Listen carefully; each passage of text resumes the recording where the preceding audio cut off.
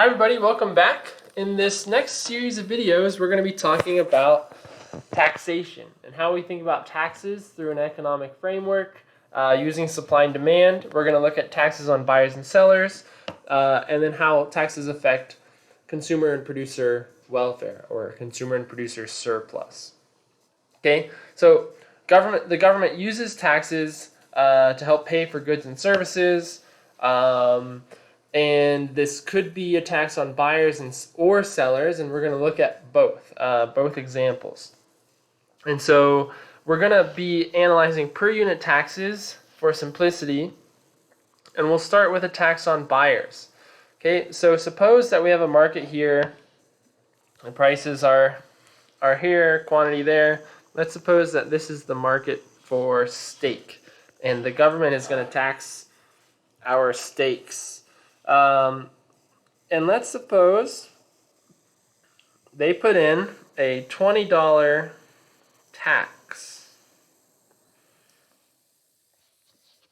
Okay, a $20 tax on buyers is going to shift our demand curve down. So normally when we're shifting demand curves in our supply and demand examples, we shift demand curves left and right. An increase would shift demand curve to the right, a decrease in demand would shift to the left. But with taxes, we're going to be thinking about this as a downward shift in the demand. That's because the true demand doesn't really change. At this equilibrium here, quantity of 15, the original demand curve, D0, that is still the buyer's willingness to pay at any given price. But this downward shift of $20 from 30 down to 10, the price would have to decrease by $20 for buyers to be willing to pay the same price as before. And so what this D1 demand curve is, it's not the total willingness to pay, but it's what buyers are willing to pay sellers. And so there's a little distinction there. That's because they're willing to pay sellers the $10 because they have to pay the government the rest. So if I'm taxed on my $30 steak, I'm still willing to pay $30, but only a total of $30. So I'll pay 10 to the sellers and 20 to the government. Okay, and so that's what's happening when the tax exists. I'll pay the first $10 to the seller. The seller is going to get, and then the rest would go to the government. But because the demand curve did shift down, we end up with a new equilibrium. What this is just showing is that in order for us to buy the same amount of steak, the price would have to fall by $20 from $30 to $10 for buyers to be willing to buy the same amount of steak, the same quantity of steak.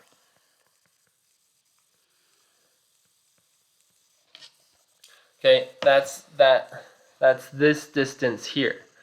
But like I said, we do have a new equilibrium because of that downward shift in the demand curve. So what's going to happen is the new equilibrium is going to be here. And so the price is going to fall. The equilibrium price is going to fall to $20 for a steak, and the equilibrium quantity is going to fall from 15 to 10. Okay, so we can summarize that here. The quantity is going to be $10, is going to be 10 steaks. But at this quantity, we have the sellers. They're going to receive $20. But how much are the buyers going to pay? The buyers are going to pay $40 because this is our new equilibrium. And at that equilibrium, we have this $20 tax. Buyers will pay 40. Sellers will receive 20, and the difference between those is the $20 tax. Okay, and the way we can think about this is by looking at the difference in what people are buying and selling. If this was the original equilibrium here, the tax incidence is who pays. The tax incidence is how the burden of tax is shared among the market participants. How the burden of tax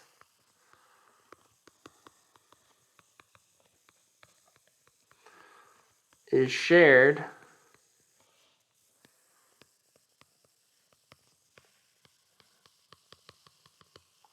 among market participants. And in this case, at this quantity, when we have our new tax in place, $20 tax, at this quantity, when originally buyers and sellers were both paying 30, now buyers, they're paying $10 more, and sellers, they're receiving $10 less from that tax. So the buyers pay $10 more, and the sellers receive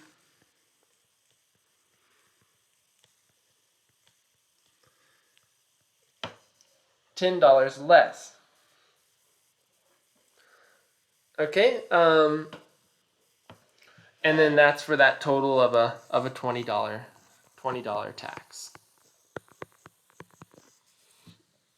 Okay, and so that's what happens if the tax is on the buyers, but what happens if it's on the sellers? So let's take a look at that. If we have a tax on the sellers, that's going to shift the supply curve up.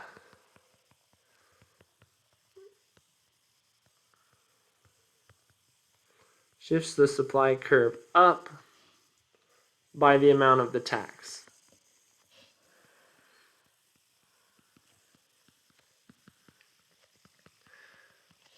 Just as the tax on buyers shifts the demand curve down, the tax on sellers shifts the supply curve up by the amount of tax. So let's, instead of same market for steak, instead of taxing the buyers, let's tax the sellers. S1, shifting the supply curve up by $20, and we have the same situation. And what happens is it's effectively raising the seller's costs. And remember, just as the demand curve is essentially the willingness to pay, the supply curve is the willingness to, the supply curve is the cost, the willingness to sell. And a tax just makes it more expensive to sell your goods, in this case your steaks. And so again, we could do the similar analogy where if they wanted to sell the same amount of steak, the price would have to be, the sellers would have to receive $20 more in order to sell the same amount of steak, 15 steaks. They'd have to raise their price up. They'd have to receive $50. Okay, but what happens is we have a new equilibrium, and at that equilibrium, the quantity is 10. New equilibrium quantity is equal to 10. And the sellers receive